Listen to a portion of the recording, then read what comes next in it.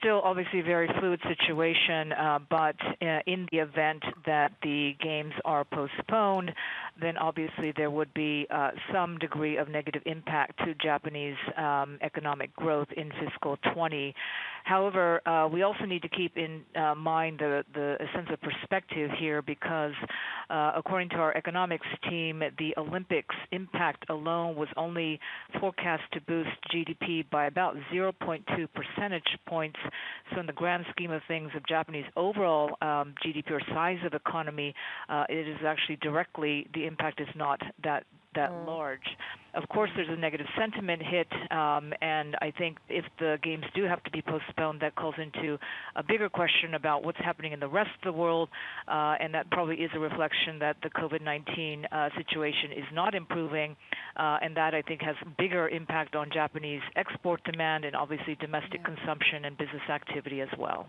What about your earnings outlook then, Kathy? Because as Nancy spelled out, so much is riding on the investment that's been, essentially channelized towards having these games be conducted in Japan. And so what kind of spillover impact can we see on the earnings of many companies that have been associated with the event?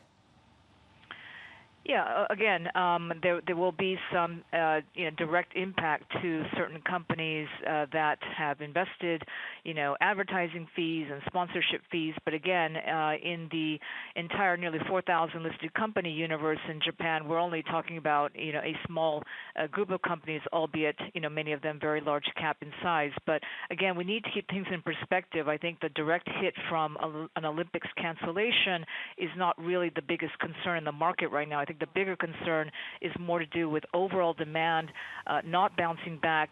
For example, in the second half, our economics team globally has now, had a risk scenario of a global recession. That has now become our base case scenario for the first half of 2020. I think that impact of weaker final aggregate demand globally is going to far outweigh, the impact of the Olympics being canceled. But again, consensus numbers are coming down. I think they have been delayed because analysts have been sort of deer in the headlines, not sure what to do and what assumptions to put into their numbers, but we are going to see probably a rash of downgrades coming here. So we are already well below consensus at negative 3% for fiscal 20, but I suspect the consensus will be catching up very quickly.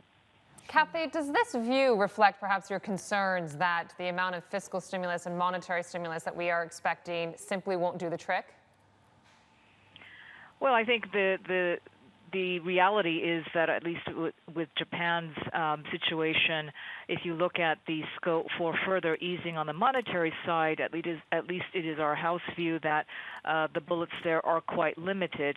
You saw the Bank of Japan come out with an emergency, sort of set of measures, but other than raising the limit on ETF purchases from 6 to 12 trillion yen, there's really not much scope for further easing on the rate side of things. So it really is, the onus is really lying on the fiscal side of the agenda, and whether fiscal stimulus will be not only enough in magnitude but enough in speed to really stem the sharp fall off in demand that everybody is anticipating, which is basically the same situation in the United States as well as in the Eurozone as well. Hi, I'm Emily Tan, and thanks for watching CNBC. You can check out more of our videos by clicking on the boxes on the screen, and don't forget to subscribe to the channel for more. Thanks for watching.